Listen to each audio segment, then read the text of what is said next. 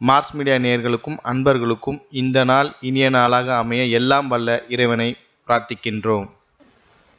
இந்த சேனல் உங்களுக்கு பிடிச்சிருந்தா மறக்காம சப்ஸ்கிரைப் பண்ணுங்க, ஷேர் பண்ணுங்க, லைக் பண்ணுங்க, கமெண்ட் பண்ணுங்க.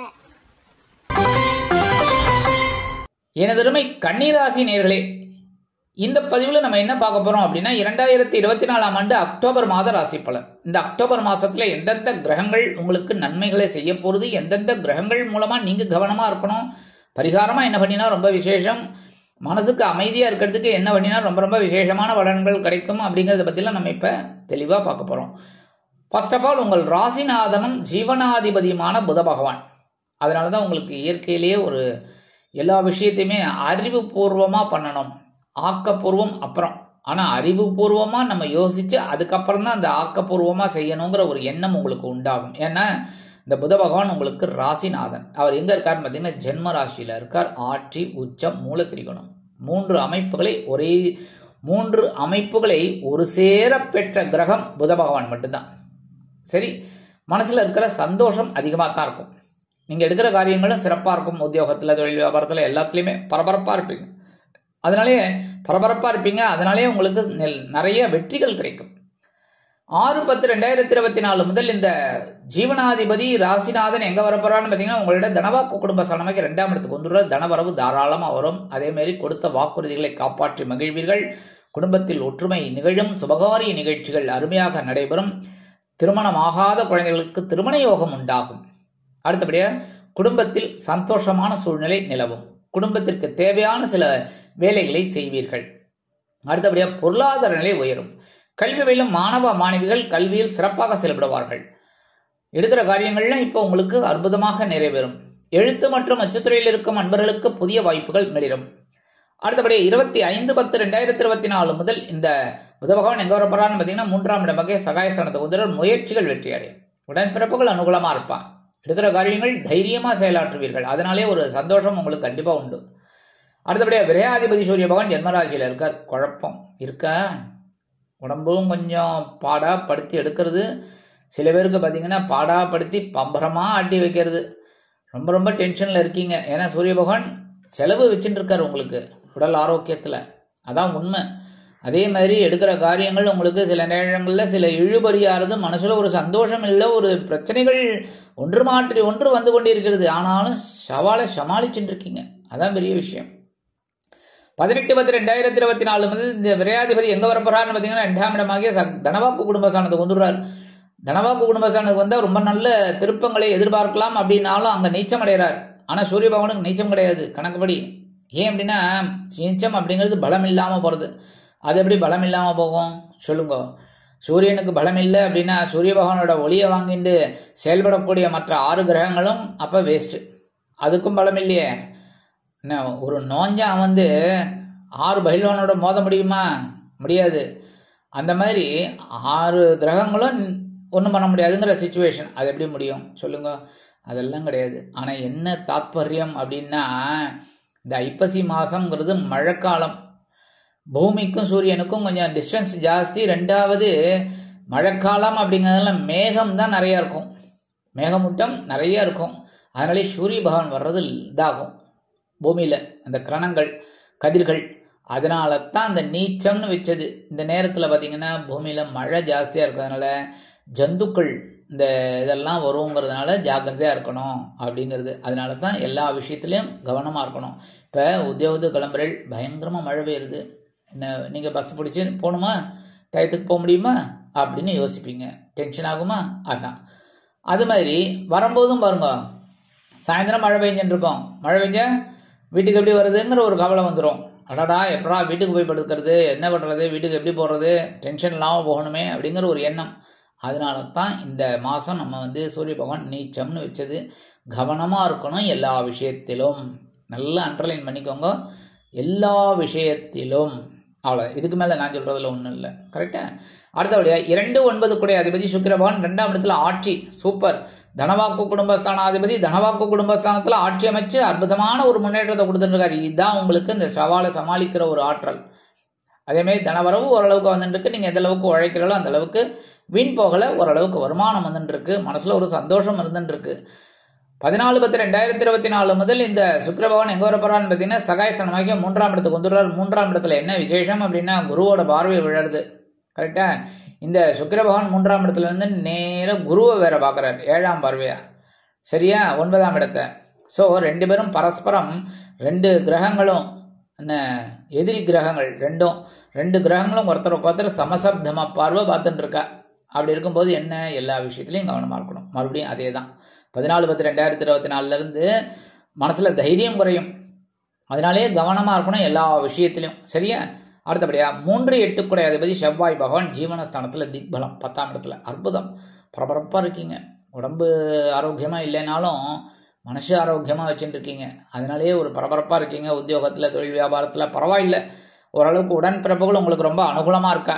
உடல் ஆரோக்கியம் மட்டும் ரொம்ப கவனமாக இருந்துட்டா ரொம்ப விசேஷம். சீருடை பணியாளர்களாகிய காவல், இராணுவம், தீயணைப்புத்துறை, மருத்துவத்துறையில் வேலை பார்க்கும் அன்பர்களுக்கு எதிர்பார்க்கும் இடமாற்றம், பதவி மாற்றம், பதவி உயர்வு, சம்பள உயர்வு மிக மிக மிக அருமையாக வந்து சேரும். அடுத்தபடியாக 23/10/2024 இந்த செவ்வாய் பகவான் எங்கே வர போறான்னு பார்த்தீங்கன்னா லாபஸ்தானத்துக்கு வர. லாபஸ்தானம் ரொம்ப அற்புதமான ஸ்தானம், ஆனால் நீச்சமடைகிறார். இந்த விஷயத்தில் என்ன நீச்சம் அப்படின்னா அற்புதமான ஒரு விளக்கம் உங்களுக்கு நான் ஏற்கனவே கொடுத்துருக்கேன், இருந்தாலும் மறுபடியும் கொடுக்க கடமைப்பட்டுள்ளேன். ஏன் அப்படின்னா இந்த இடத்துல கடக ராசியில் சந்திர பகவான் ஆட்சி, சந்திர பகவான் தாயார் ஸ்தானம். இந்த செவ்வாய் படை தளபதி. இந்த இடத்துல சந்திர பகவான் ராணி, என்ன அம்மா, என்ன யாராக இருந்தாலும் அம்மா கிட்ட சரண்டர் தான். கரெக்டா? அவர் பெரிய ஐஏஎஸ்ஸாக இருக்கட்டும், ஐபிஎஸ்ஸாக இருக்கட்டும், முதல்வராக இருக்கட்டும், பிரதமராக இருக்கட்டும், யார் வேணாலும் இருந்துக்கிட்டோம், ஆனால் அம்மான்னு வரும்போது அவரும் ஆட்டோமேட்டிக்காக சரண்டர் தான். அதனால தான் இந்த இடத்துல நீச்சம்னு வச்சது. என்ன, ராணி கிட்ட படைத்தளபதியோட வேலையெல்லாம் ஒன்றும் டக்காட்டிக்கா ஒன்றும் பண்ண முடியாது. சரியா? அதாவது தந்தையார்கிட்ட கூட, அதாவது ராஜா கிட்ட கூட கொஞ்சம் பேசி வீசி ஏதாவது பண்ணலாம் என்ன, ஆனால் அம்மா கிட்ட ராணி கிட்ட ஒன்றும் பண்ண முடியாது, ஆட்டவோ அசரவோ முடியாது. கரெக்டா? அதனால தான் இந்த இடத்துல நீச்சம்னு வச்சது. ஸோ லாபஸ்தானத்தில் நீச்சம் அப்படிங்கிறதுனால உத்தியோகத்தில் கடுமையாக போராடணும், தொழில் வியாபாரத்தில் கவனமாக இருக்கணும். இந்த மாதிரி இருந்தாலும் ரொம்ப ரொம்ப விசேஷம். 4-7 கூட அதிபதி குரு பகவான் பாக்கியஸ்தானமாக 9ஆம் இடத்துல இருக்கார். அற்புதமான ஒரு சந்தோஷம் உங்களுக்கு இருந்துருக்கு. எவ்வளவோ பிரச்சனைகள் தலைக்கு மேலே போயிட்டு இருக்கு, இருந்தாலும் அதை பற்றியெல்லாம் கவலைப்படாமல் சில நேரங்களில் நீங்கள் சந்தோஷமாகவும் இருக்கீங்க, சொந்தங்கள் உங்களுக்கு ஆதரவாக இருக்குது, அதே மாதிரி உறவினர்கள் ரொம்ப ரொம்ப அனுகூலமாக இருக்காங்க, என்ன நண்பர்கள் அதை விட ரொம்ப இதாக இருக்காங்க, வாழ்க்கை துணை உங்களுக்கு ரொம்ப ஹெல்ப்ஃபுல்லாக இருக்காங்க. அதெல்லாம் உங்களுக்கு பெரிய பாக்கியம். ஏன்னா 9ஆம் இடத்துல ரொம்ப விசேஷம். ஓடி போனவனுக்கு கூட 9ஆம் இடத்துல குரு இருந்தால் அவ்வளோ விசேஷமாக பலன்களை கொடுப்பாராம். அப்படி இருக்கும்போது உங்களுக்கு உழைக்கிறவருக்கு கொடுக்காம இருப்பாரா? ஸோ உழைக்கிறதுக்கு ஒரு வருமானம் வந்துட்டு இருக்கு, சமாளிச்சுட்டு இருக்கீங்க. ரைட்? எந்த ராசிக்காரால தான் சமாளிக்கல, எல்லாரும் சமாளிச்சுட்டு இருக்கோம். சரியா? அடுத்தபடியாக இந்த பாக்கியஸ்தானத்தில் இருந்துட்டு இந்த குரு பகவான் உங்களோட ஜென்மஸ்தானத்தை பார்க்குறார் 5ஆம் பார்வையா. மனசுல சந்தோஷம் இருக்கு, எவ்வளோ பிரச்சனைகளுக்கு நடுவில்.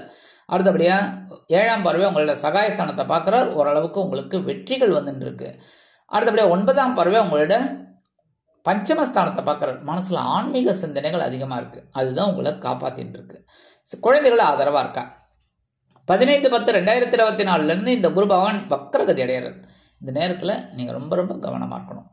எடுக்கிற காரியங்கள், உடல் ஆரோக்கியம், அடுத்தபடியாக நண்பர்கள் விஷயத்தில், உறவினர்கள் விஷயத்தில், வெளியூர் அல்லது வெளிநாட்டு பயணங்கள் விஷயத்தில், எல்லா விஷயத்திலையும் கவனமாக இருக்கிறது ரொம்ப ரொம்ப விசேஷம். 5-6 கூட அதிபதி சனீஸ்வர பகவான் பகிர்வன ரோக ஸ்தானத்தில் வக்ரகதியில் இருக்கார். 6ஆம் இடத்துல, 6ஆம் இடத்து அதிபதி 6ஆம் இடத்துல வக்ரகதியில் இருக்கார். உத்தியோகத்தில் கொஞ்சம் என்னதான் பரபரப்பாக இருந்தாலும், தொழில் வியாபாரத்தில் எவ்வளோதான் சுறுசுறுப்பாக இருந்தாலும் ஒட்டுறது தான் ஒட்டுறது. கரெக்டாக? அதாவது ஒரு பழமொழி சொல்லுவாங்க, என்னதுன்னா உடம்பு ஃபுல்லாக எண்ணெயை தடவிண்டு பீச் மண்ணில் விழுந்து புரண்டாலும் ஒற்றை மண்ணு தான் ஒட்டும் அப்படின்னு சொல்லுவாள். அதுமாரி நீங்கள் கடுமையாக போராடினாலும் கிடைக்கிறது தான் கிடைச்சின்னு இருக்கு, ஆனால் அதை வச்சு சந்தோஷமாக இருக்கீங்க. அந்த மாதிரி சந்தோஷமாக இருங்க. மனசில் சில நேரங்களில் சில குழப்பங்கள், அதுவும் குழந்தைகள் மூலமாகவும் சில குழப்பங்கள் இருக்குது. ஏன்னா பஞ்சமாதிபதி குழந்தைகள் மூலமாக, அதெல்லாம் நீங்கள் நிவர்த்தி பண்ணணும்னா ஆன்மீக விஷயங்களில் கொஞ்சம் நாட்டம் எடுத்துருந்தீங்கன்னா ரொம்ப ரொம்ப நல்லது. அடுத்தபடியாக ராகு பகவான் 7ஆம் இடத்துல இருக்கார், கேது பகவான் ஜென்ம ராசியில் இருக்கார், குட்டின்ண்டே இருக்கார்.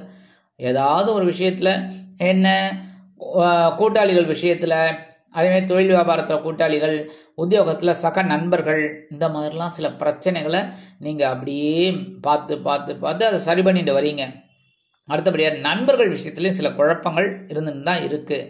வாழ்க்கை துணையோட உடல் ஆரோக்கியமும் பார்த்தீங்கன்னா சில நேரங்களில் உங்களுக்கே ஒரு சலிப்பு வர மாதிரி இருக்குது. ஆனால் இதெல்லாம் நீங்கள் சமாளித்து வந்துக்கிட்டு இருக்கீங்க.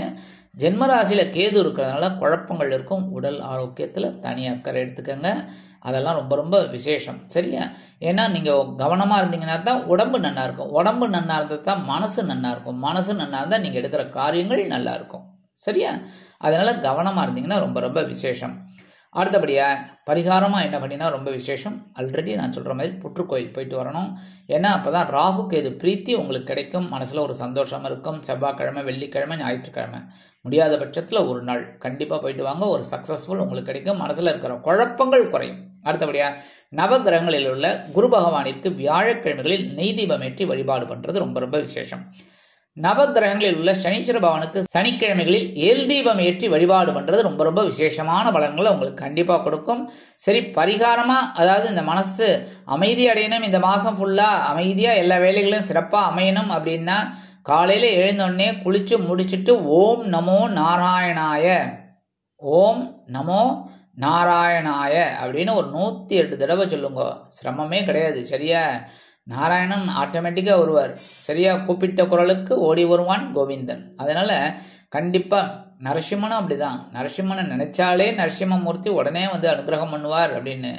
அதனால நீங்கள் என்ன பண்ணணும்? ஓம் நமோ நாராயணாய அப்படின்னு ஒரு 108 தடவை சொல்லுங்க. அற்புதமான ஒரு சந்தோஷம், முன்னேற்றம் உங்களுக்கு வந்து சேரும். இந்த சின்ன பரிகாரம் நீங்கள் பண்ணுறதுனாலே அக்டோபர் மாதம், அதாவது 2024ஆம் ஆண்டு அக்டோபர் மாதம் அற்புதமான ஏற்றம் தரும், மாற்றம் தரும், இனிமைகளை அள்ளித்தரும் மாதமாக அமையும் என்று கூறி விடைபெறுகிறேன். நன்றி, வணக்கம். மீண்டும் ஒரு அருமையான பதிவில் நான் உங்களை மனமகிழ்ச்சியோடு சந்திக்கிறேன். வாழ்த்துக்கள். வாழ்க வளமுடன். இந்த சேனல் உங்களுக்கு பிடிச்சிருந்தா மறக்காம சப்ஸ்கிரைப் பண்ணுங்க, லைக் பண்ணுங்க, ஷேர் பண்ணுங்க.